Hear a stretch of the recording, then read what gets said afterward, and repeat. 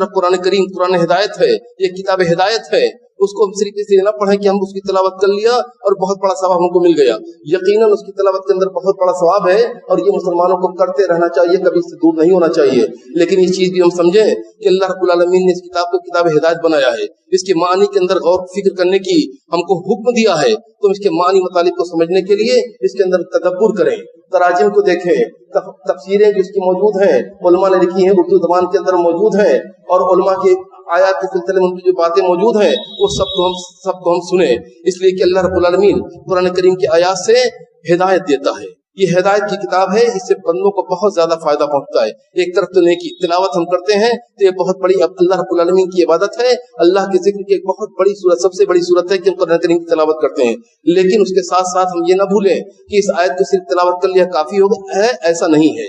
आयत के अंदर हमको गौर करना है, मानी को हमें समझना है, हिदायत की बातों को हमें लेना है, अल्लाह रब्बुल आलमीन से लौ लगाकर उसकी से इल्तिजा करनी है, इसरार करना है कि अल्लाह तू हमको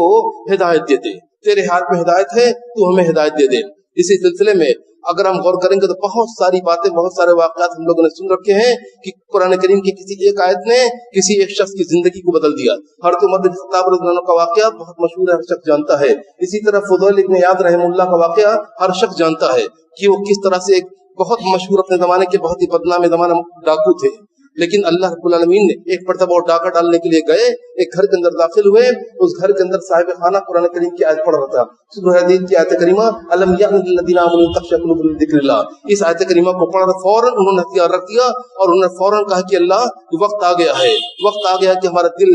तेरे खौफ से, तेरे जिक्र से लरज़ उठे, और फौरन उन्होंने तौबा कर ली और फौरन वो इल्म के हुसूल के लिए लग गए, मक्का मुकर्रमा गए, वहीं जाके वो उलमा से, वहां के उलमा से उन्होंने इल्म को हासिल किया और इतना इल्म हासिल किया कि उनकी बातें, उनके जो मक़ूलात हैं, उनकी जो तफसीरें हैं, उनके जो आसार हैं, वो सब के सब क़यामत जब तक की खुतबे और दर्स होते हैं, जब तक तकरीर उलमा करते हैं, तब तक उनका बयान होता रहेगा। इसलिए कि बहुत अहम बातें हैं, उन्होंने बहुत अहम बातें जिक्र की हैं।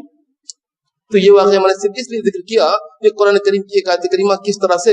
किसी इंसान की जिंदगी को बदल देती है। इस तरह के बहुत सारे वाक़यात मिलते हैं और आप लोग सुनते भी हैं, लेकिन हमें गौर करना चाहिए कि किस तरह से ये कुरान करीम किताब हिदायत है। तो ये ना हम करें कि सिर्फ हम इसकी तिलावत कर लें, बल्कि इसके अंदर हम गौर करें, मानी को हम समझें, मतलब को हम जानें और उसकी अपनी जिंदगी के अंदर उनके मतलब को उतारने की हम कोशिश करें। ये कोशिश हमारी जानिब से होनी चाहिए। वीडियो देखने के लिए बहुत बहुत शुक्रिया।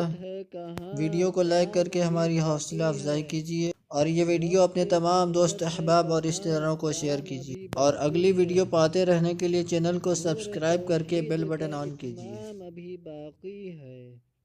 वक्त फुर्सत है कहाँ, काम अभी बाकी है, वक्त फुर्सत है कहाँ, काम अभी बाकी है, नूर तौहीद का इत्माम अभी बाकी है।